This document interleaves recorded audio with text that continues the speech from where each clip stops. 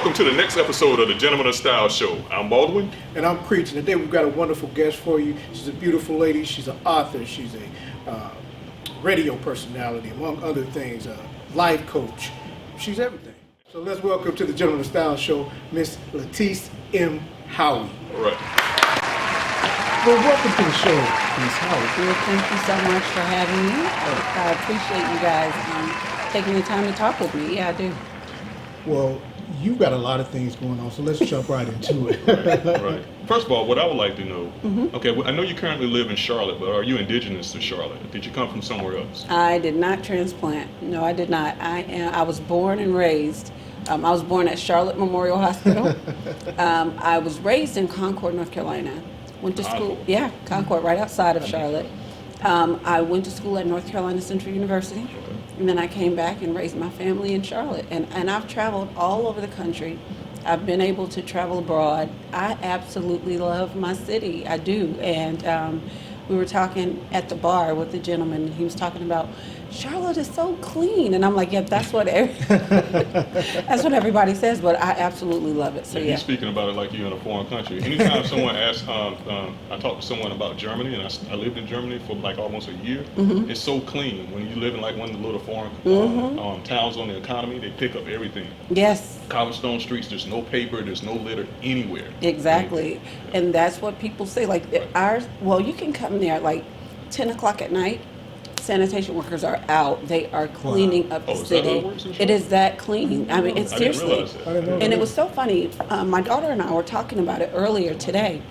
And we were saying, I was saying that's what people really love about us. If you watch interviews when people come for events, that's one of the first things they say is that Charlotte is so clean. Well, we were at the bar, and he's like, "Oh, I love Charlotte." And I'm like, "Yeah, it's such a beautiful place." He was like, "It's such a clean city." Yeah, now that I'm thinking about it, having visited there a few times myself, in the downtown area and on the outskirts, it is clean. It's really clean. I never thought about it. Never thought about it, yeah. So it is actually clean. So Charlotte's the clean city. Yes. The clean city. It's not the queen city. It's the clean city. Yeah. That's good stuff. Yeah. So let's talk about, we know that you're an author. How did you get into writing books? Okay, so I started writing when I was in college. I wrote my very first book my senior year of college. My best friend read it, like up to 8 chapters, because that's all I finished, right? And I left her hanging, and she was so mad at me. She was like, "What am I supposed? I fell in love with these characters, blah, blah, blah." But at that point in my life, I don't think that I had lived enough or learned enough to be able to impart, knowledge or wisdom or help, for people, right? I was 21 years old, right? So fast forward to 42. I'd gone through, I would say 8 years, I had been through 2 really bad relationships, extremely. And they weren't abusive or anything, but just very mentally taxing, And I don't know that I was in the best headspace, at that particular point in time. And so I took a celibacy journey, for 5 years. And then at that point, these books were birthed. That's why I tell people, I'm going to directly talk to the audience. I don't care how old you are. I don't care what you have going on. Whatever it is you want to do and you're designed to do that thing. Because I started doing it at 42. The doors opened tremendously where I was able to, I won awards for my books. People who I've admired my entire life that I had on my wall as a child, posters, right? They now have my books and they are my fans, and it's like so surreal, but it's the biggest blessing ever. I say outside of my 3 children, this is the most amazing thing I've ever done. But I listened to the spirit at that point, because I can't tell you that I have gone through every single thing that these characters have gone through, but I can tell you that I wrote about them exactly like I had, right? And so women come up to me all the time and say, "How did you know what I was going through? How could you have ever known that I was feeling this way?" And to have people tattoo, something on their ring finger to remember what they read, true story, is it takes my breath away, but it makes me so thankful that God gave it to me, but I was obedient and I listened to what he asked me to do. And so from that came Queen City Up Close, my show, and then 72.9 The Voice came about, and you know, I get to work with people like Warren Ballantyne and all these amazing folks on that radio station, and I'm just like, who knew? So do what you're designed to do. That thing that keeps you up at night, do it and see what God will do for you. He'll open up doors. So, Amen. yeah. Amen. Tell us a little bit about your show. Okay. So Queen City Up Close is I get to go around and kind of do what you guys do and talk to really interesting people, but really people who are coming to our area in and around it. So the Anthony Morrows of the world, or the Anthony Hamiltons of the world, or D.E. Simmons one time I think came to Charlotte and they were like, hey, we need you to go. And I'm like, okay, pretty cool.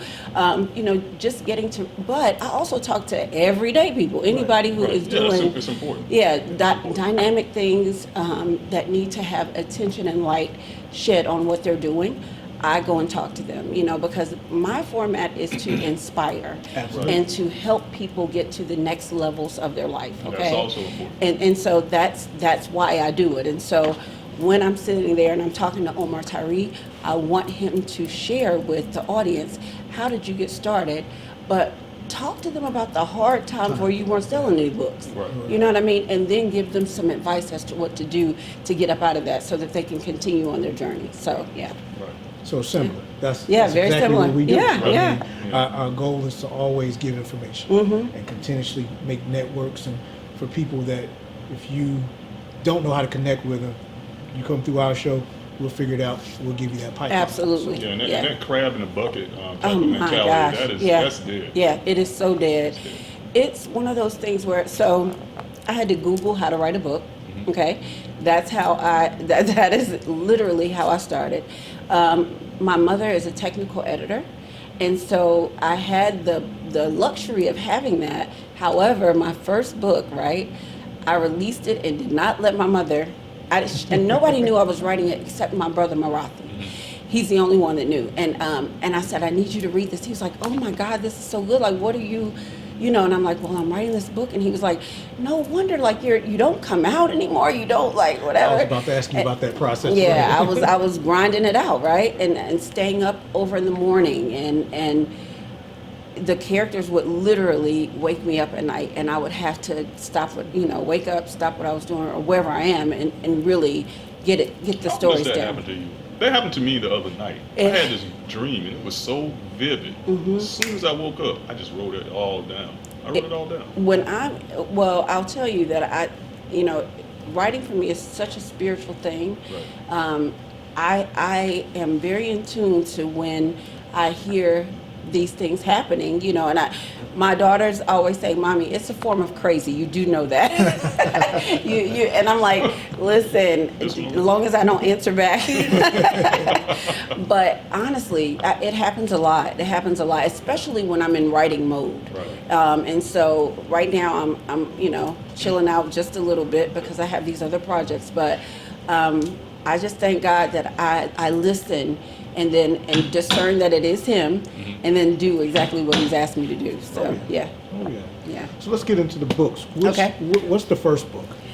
Elevator Silence is my first baby. Okay, everybody always asks, where did you get the name Elevator Silence? Because they,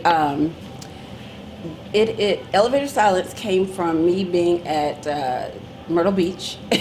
Okay. Black Bike Week? No. Do you know I've only been to Black Bike Week maybe twice in my whole life? That's too many. It was just too much going on. I can't. It is. So, and one time was accidental. I had no idea that it was even a thing, so, but anyway. Do you have an experience in one of these books? No. Oh, okay. But so look at the cover, right? So you would think that that's going to be all salacious and sensual and all of that. But it is. It is, but it's also faith-based. Right. And the thing that I love about these characters is that they are real deal Holyfield women, right. Real life situational, who have gone through things that, everyday people go through, church folk go through. The difference is church folk don't want to talk about it all the time. And what this does is use, I call it the still small voice. And everybody's still small voice is different. It's just our intuition. It's just the Spirit of God speaking to you. But they communicate and they listen to that still small voice that guides them, right? And so this journey that all three of these women are on, they happen to have met in college, and they have completely different lives, but they are so relatable in the sense that, like, one is a mother. She's a stay-at-home mom, but she helped her husband build his business, right? Her husband had an affair, but she had completely lost herself. She was the belle of the ball at one time, but then she gained like 70 pounds, right? And she started to just live strictly for her boys and strictly for her family, forgetting that she had to take care of her too in order for all of those things to be okay. And so women don't like it when I say there is a responsibility that you have in all of this. Do you know you have to be self-accountable? So even if it wasn't something that was inflicted on you, take your role in it, accept your part in it. Even if it was minute, you still accept it so that you are able to grow from that point. You know what I mean? And so I think self-evaluation is everything. I think we should do it on a regular basis. And those characters, as they grow, they start to really reflect on where they've been, how they got there, and then where they're going to end up. And so all three tie in. It's a trilogy.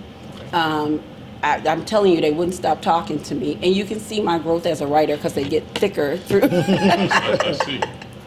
Yeah. This one is Sidetracked. Sidetracked. And Sidetracked it's just one of those things when you think you have it all figured out, and you're coasting through life like it's all good, and then you get a curveball thrown. How do you navigate and get back on the path? Do you decide that you're just going to, deter and detour and not get back to where you're supposed to be?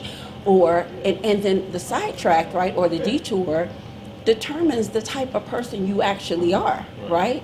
What happens when you're in the wilderness? How do you focus and get yourself back to where you need to be? So, and then you have highways, intersections, and exits. That's the very last one. And that has to do with the highways are the journeys that we travel, and the people that we meet along the way. The intersections are those relationships that happen, during that time, whether it be from family or, a love relationship or friendships. And then the exits are the ones that are absolutely necessary, ones that you can't help, or ones that...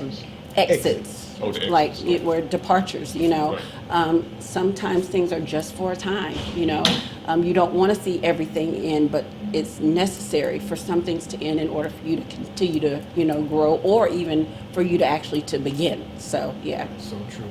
Yeah. So true. These sound amazing, so I'm definitely gonna have to purchase these and carve out me some time. I don't get as much time to read as I would like to, but I'm a person, I like binge watching TV. So like I'll find a series and I'll watch that all day. Same thing with books. If there's a trilogy, I'll probably sit down somewhere and I'll go through the first one. Then I got to start the second one. Then I got to start the third. I got to know it because I'm like your friend from college. I got to know what happened. What I happens. got to see exactly what happened. Yeah. So that is absolutely amazing. And okay, so I will say, people ask me all the time, which character are you? I probably have been all three of them at one time in my life. And so to recognize the fact that I was obsessed with being married at one time. There's a character that's completely obsessed, but the man that she wants to marry is so not the one. You know what I mean? Right. I've been, a wife and just so immersed in my children that I just forgot about my marriage. Let me ask you a question. Yeah. I was reading this article the other day, and it spoke about, and this is going to sound maybe biased to a degree, No. but women seem to concentrate on getting married more so than men do. And the article was focusing on okay to wait and that is after you go through a few things in life, like you said, you took some time. You started writing the first book at you were 21, but you weren't ready to complete it yet because you hadn't had enough experience in life. The basis of the article was saying that you can wait later on in years.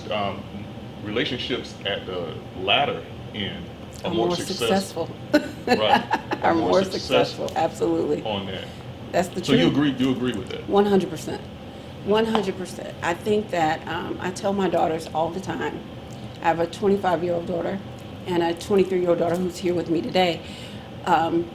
It's okay to be selfish with everything you have at this point in your life, right. Because it spoke about that as you well. are supposed to. It is absolutely okay. You don't have to rush into a relationship. You can date. You ain't got to be giving away all the cookies, but you can date right. whoever you want, and right. because you've got to figure out what it is that I want. But you can also be okay with just getting to know you and being by yourself. And that's right. one of the things that I talk to women now about is self-love is not selfish, right? Right. There are times in our lives where we're supposed to be alone, just so that we can regroup and really formulate who we're trying to be during that time. People make the worst decisions when they are lonely, okay? They you know make, what? I believe that's true. They really do. I know women do. Lonely and lustful. Absolutely. They make the worst decisions. The worst decisions ever. Yes. Women typically make poor decisions during the lonely because they don't want to. There's a negative connotation with being alone. She can't keep a man, or this, or why don't she have a man, or I think I think there's also a fear, underlying fear Absolutely. of loneliness, Yes. of being alone. Yeah. The rest of your, Yeah. Yeah. But I think that during that time is when you focus. Right. You focus on who you are supposed to be, Right. right? Find the thing that you love and dive into that, right? Don't settle for Mr. Warm, rather Mr. than Warm. Mr. Warm. Okay, rather than Mr. Right. Right. Okay, and a lot of us will do that. We Right. want the warm body, and we're not looking at the qualities that we need from Mr. Right because we just want somebody there, and we have to make sure that is not what we're doing. So, if you're in a situation, and I'm not telling you to just bolt and leave your man, but I am telling you, or your woman, but I am telling you to evaluate your situation. If you're in a tough, time in your life, go ahead and heal first, and then try to get into something because hurt people, broken people are going to break the people that they're with. So, yeah. Oh, you can go ahead with your. Okay. Yeah, what I was going to ask is this. Well, just going to get your take on this. I talk to a lot of women, and through conversations, and we've spoken to quite a few people. The change aspect, wanting to get into a relationship and requiring that other partner to change to a degree. What is your take on that? I just had this conversation today. Okay, let's talk about it. Okay, so my take on that is, so when you met her, you were attracted to, or him, you were attracted to different things about that person, right? They were vibrant, they were a go-getter, they were this, that, or the third. They were fit, they were whatever they were, right? And then you get into the relationship, and say they start a career, and it starts to really take off, and you get really nervous, and you're like, well, don't wear that, or don't do this, or don't what. Wait a minute. When you met this person, that's who they were. It's okay to compromise in a relationship, but do not try to change a person so much that you no longer recognize them and they no longer recognize themselves. Because when you want them to change and tweak from that person that you originally met, you're not going to be attracted to that person anymore, trying to get them to conform to what you think you want. You see what I'm saying? And so I really think that people are going to, when you come together, real love is about commitment, right? Love is cyclical, so you might be in love with somebody, over the moon in love with that person, right? But over time, you're just like, your feet stink, or what, right? What about when you hide who you are, and then because you're looking for this ideal person that you have this fantasy about, right? And then your personality actually comes out later, and now they're having a problem because you're not who you're said you are. Well, I think that I think that you're going to see glimpses of that person. If you're honest with yourself, you will see glimpses of that person. I can say that the 2 relationships that I spoke about, you know, I knew that those 2 people were not for me. Knew it, right? How long did it take? Because I read something the other day about from A a long man's time. perspective. What's long? 5 years. It took you 5 years? And it was 5 years, and not 5 years to know that he wasn't the right one. I probably knew that in 6 months. Okay. Do you understand? Okay. And so I saw glimpses of the fact that this person may not be who they say, right? But I wasn't in the headspace, or I wasn't as confident or as self-assured as I needed to be. So I was afraid. You were willing to give it a And chance. I gave it 5 years of a chance. Right. And then at the end of the day, it wasn't anything. But And you knew it. But God had already revealed that to me. Right. I'd already seen it. I just was afraid to go through the lonely. Right. You see what I'm saying? Right. And so that's what I talk about. Like, you can prolong I talk about the wilderness a lot. So I have a chapter in one of these books talking about the wilderness. We keep ourselves in the wilderness. A lot of things are self-inflicted. Yeah, absolutely. You know? Absolutely. And we have to take self-evaluation and be willing to look ourselves in the mirror and tell ourselves the truth about whatever it is. And then once we accept that truth, right, that's when the growth starts. Accept the truth. Absolutely. Accept the truth. Because the point of the article that I read, it was speaking from the man's perspective. How long does it take us to know? Yeah. Maybe like 6 minutes. Yeah. Oh, Like yeah, 6 yeah, yeah, minutes yeah. quick for us. You We know. Yeah, you know instantly. We know. Yeah. But yeah, it's the reverse on the other side. Yeah. But what about when we talk about evolution of a relationship? Mm-hmm. There's parts of a relationship that will change and should change. So if you're not necessarily trying to change someone, but it's the evolution that people sometimes fight. They want things to stay the same. So what do you tell people about those types of things? Because you're supposed to evolve, you're supposed to grow, and so there are people that don't want to grow. Well, real love to me is about, if I am not helping you develop and you are not helping me develop, and we're not complementing each other in that growth, right?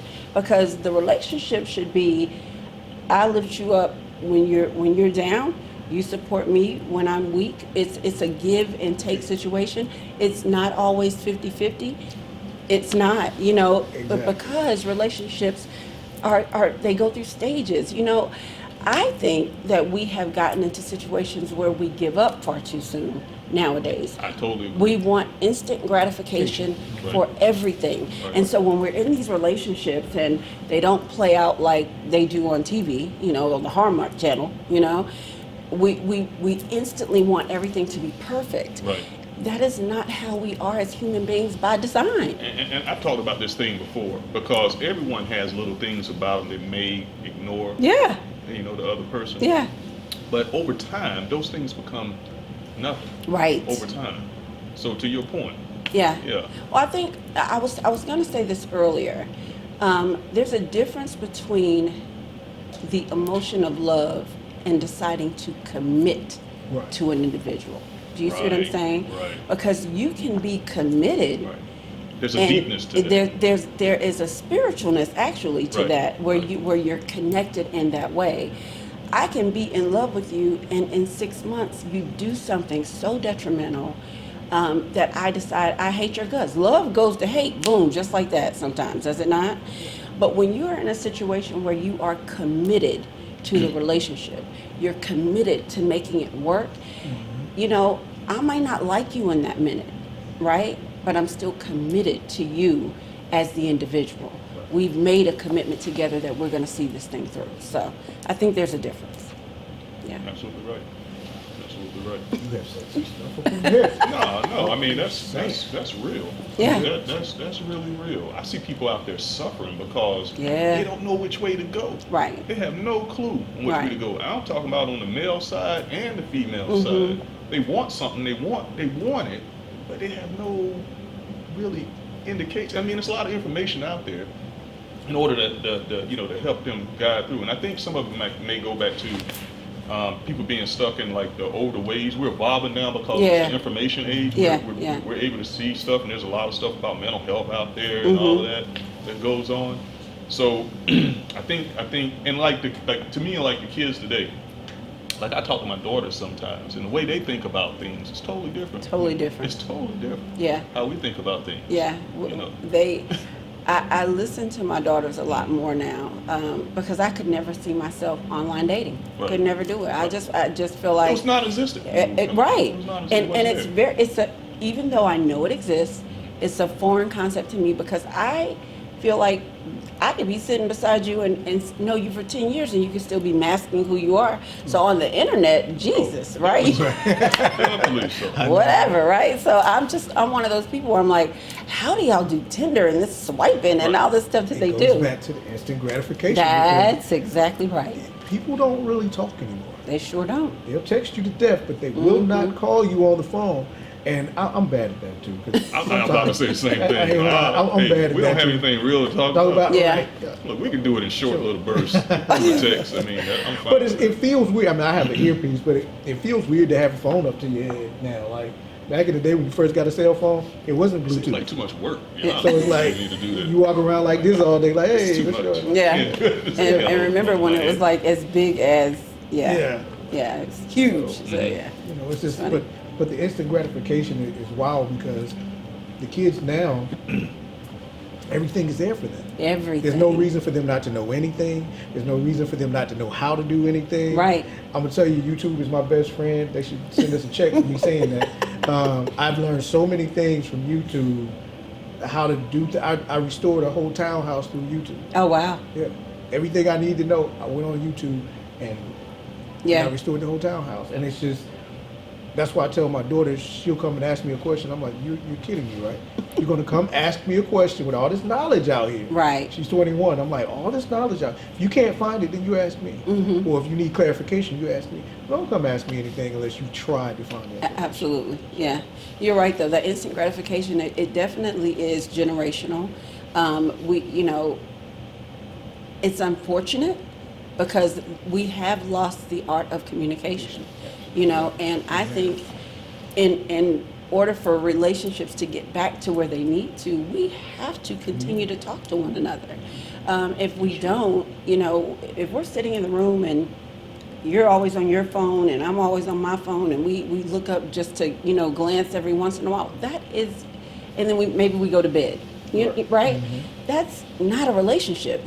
We should be talking and engaging and figuring out what we're going to do to build and grow together. You see what I mean? And if you're not doing that, then what are you really doing? Speaking of building and growing, what other projects are you working on? A lot. So I really have this amazing thing called What's Your Mountain? Okay, so What's Your Mountain is a women's retreat happening September the 20th through the 22nd in Stone Mountain. Is this the first one? This is the very first one I'm ever doing. Stone Mountain, Georgia. Yes, I cannot wait to tell you how it came about. Okay, so I came to Atlanta. No, I'm saying you got real giddy about it. You got like, it is, like this. I'm just telling you, it was great. My best friend lives here, right? And she was like, okay, Tise, I'm getting married. I need you to come down and meet, because we're girlfriends from, school or whatever. And I'm like, she's like, I need you to come down. You and Terry teach me everything I need to know about, planning a wedding and this, that, and the third. And I'm like, okay, we'll be down. We'll help you, whatever. This was the end of March. And so she's like, when you come, bring your sneakers, because I bought a new house and we're just going to walk in the neighborhood and explore it a little bit. And I'm like, okay, cool, no problem. Right. So we get here, and for whatever reason, in March, it was so humid. It was so humid. There was a lot of pollen in the air. I could not breathe, and I'm asthmatic, okay? But I have it so far under control that I really don't have to use anything. But when I got here, she told me, Tise, I want you to bring your inhaler because it's very, very humid and there's pollen. And I was like, okay. So I said, well, let me go one step further. I'll take my breathing machine just in case, so my nebulizer. So that morning we got up, she said, oh, we're going to go do Stone Mountain. And I was like, what? I was like, what? We're doing what? She was like, we're going to go walk Stone Mountain. And I was like, we are supposed to be drinking mimosas at the spa, because that's what we had talked about. I'm like, what the heck is this? We're going to stuff. So then I go upstairs. I'm like, okay, let me take a treatment just in case, right? Right. So I do a breathing treatment. We go to Stone Mountain, and I have all this anxiety. I'm sitting, and I'm like, I do not want to freaking do this. Now, I'm normally the friend that's like, okay, girl, let's try it. Let's do whatever. Right. That day, I was Whitney Houston diva. I was horrible. Did y'all walk around or did y'all go No, straight up? we went up Okay, the you mountain. went up. You didn't go around and up. No, sir. You went up. Okay. We went up the mountain, held the rail, all that good stuff. Okay, so we're going up the trek on the mountain. I am complaining the entire time, and she is like, "Tease, it's okay, come on." And I'm like, "We're supposed to be drinking freaking mimosas, right?" So we get up to the, there's a top, and then there's that top area. Yeah. Well, I stopped at that first top, and I was like, y'all, I can't go any further. I am exhausted. So I'm sitting on this rock. I take out my phone, and I do a Facebook, video, and I'm talking and complaining. But as quickly as I start the video, I hear, "But the race is not given to the swift or the strong, it's the one who can endure." So I'm talking on this video, and you see me have this epiphany, because I look up like, okay, and I said, guys, I gotta endure. I just heard, but the race is not given to the swift. I've got to endure. So I said, I'll hit you back when I get to the top. And we got to the top, and I felt a spiritual, I can't even tell you to begin to explain it, right? So I was very tearful, very joyful that I had endured, but I had listened, and finished. Right. So Trina and them, they were so excited, hugging on me and everything. We come back down the mountain, and then I hear, "I want you to do What's Your Mountain?" And I was like, you want me to do what? And instantly I knew what it was. Right. I had to bring women here, and we're going to symbolically conquer whatever it is that is holding you back. So what is your mountain? Is your mountain procrastination? Is your mountain self-doubt? Is your mountain that you need to heal from whatever? Come on. As women, we're going to conquer this thing together. I have some amazing speakers. I have April Parker Jones. I'm so excited, right? She is so awesome. I have Ramir Stackhouse, who's going to be there. She's the wife of Jerry Stackhouse. I have a licensed psychologist who is going to be there to really help people unpack some things that may be heavier than what I can do, or what we can do as a group. Right. I'm going to do my self-love workshop. I have this wonderful girl who's going to do yoga and just kind of holistic, spiritual in-tuneness. So we're going to go in Duluth. We have a block of rooms already. Then we're going to go to Stone Mountain that Saturday morning, climb the mountain. We're going to do a couple of workshops at the mountain as well about focus, what it takes to get up, and then mountains happen in your life all the time, right? You're going to be either going up or down. What do you do when you're on the downturn? So we're going to talk about that before we go back down that mountain. Good. And then we're going to go to Lake Lanier, where we have massage therapists and mimosas. Finally get those mimosas. And really good food. We're going to do yoga. Ramira is going to do her trap Pilates. She's going to get us out of because sometimes when you're conquering your mountain, you got to get outside of your comfort zone. And see, this girl have never done trap Pilates, but we're going to do it that day, because she's like, it's kind of like twerking. I'm like, yeah, you don't want to see my twerk, but we're going to try. Because you have to sometimes get outside of yourself to be able to get to those next levels, Absolutely. So I'm so excited. It is September 20th through the 22nd. You will never listen to September the same. The 21st day of September, you will be at Stone Mountain with me, conquering whatever it is that is your mountain. And so I really want people to get involved. You can go to Eventbrite. It's really, really inexpensive.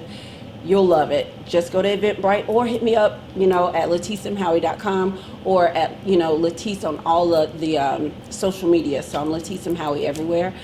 I want people to reach out to me and become involved. We're still looking for people to volunteer to help, because the most beautiful part that I left out, and I apologize, is that no woman is left behind. We are better together. We are better as a unit. And that crab in the barrel mentality that you talk about, there's so much of that negativity out there. I want these women to come to this retreat and leave knowing that they have a group of 70 sisters that are right there with them, you know, because we did this thing together. So it's going to be amazing. I'm so excited. I like it. Sounds Yeah, amazing. yeah. Sounds really great. Yeah, so that's my big project. Everything else, you know, hey, I do a little bit of everything, but that is the thing that I really want, because What's Your Mountain is going everywhere. We're going to do What's Your Mountain, Stone Mountain, and then we're going to come back and do it in Lake Lure in the Charlotte area. We're going to do it everywhere because we can conquer and then become sisters everywhere, all across this country. And that's just my small part in getting us to think and be a unit, you know, because I think we're in the age of Aquarius anyway. You know, women are really doing some things, but we need to make sure that we're in tune together and helping one another get there. So What else are you working on? so I have my new book that'll be out. Okay. It is called The Couch Chronicles. The Couch Chronicles is so cool because it's about 12 short stories that people actually gave me. Oh, They that's gave cool. me the I like stories. They allow me to put my author flair to it, right? But at the end, you'll get love notes for your soul. And that's coming from me, you know, just giving knowledge and wisdom from what they can impart from those stories and what they can take away and things that they can do to help kind of navigate what they're going through Sounds as good. well. Great. And so we're going to launch that the same weekend of the book as the What's Your Mountain, because it ties all in together. Right. So, yeah. Right. Yeah. He's got some amazing things going on. I mean, that's good stuff. I'm You're inspired busy. and Yeah, motivated. yeah. I'm I'm about to go busy. climb a mountain now. Well, you go ahead and climb out. Go climb a mountain, You do man. it. Me and you my brother. I'm not coming, man. See, we can do a What's Your I'll Mountain drive it. men's. We can do that too. Yeah. Yeah. My thought for that though is something completely different in terms of, you know, there will not be women there, but it will be an environment that's so relaxed that men will be able to let their guards down and really commune with one another and help each other kind of, because you guys don't talk, you know, No, no. you really don't. Not as much as we could. Yeah, and We and talk all the time. It's a different thing. I mean, I guess it takes a time for men. There's a comfort level. That I was you gonna have say to a have comfort level, prior to yeah, it. Instead yeah. of just putting it out there, they don't really. Yeah. So we want to make it all nice and comfy and cigar-y and cognac-y Oh, you bring and some. You bring cigars and cognac. You gonna have some brothers there, Yeah. and they'll start talking for real. yeah. So we have some ideas, but really, What's Your Mountain is really important to me. And I'll tell you, I know it was from God because I clearly heard it, but also because it came together so beautifully. And everybody that I spoke to about it instantly wanted to be a part of it and could understand, you know, exactly what I was talking about.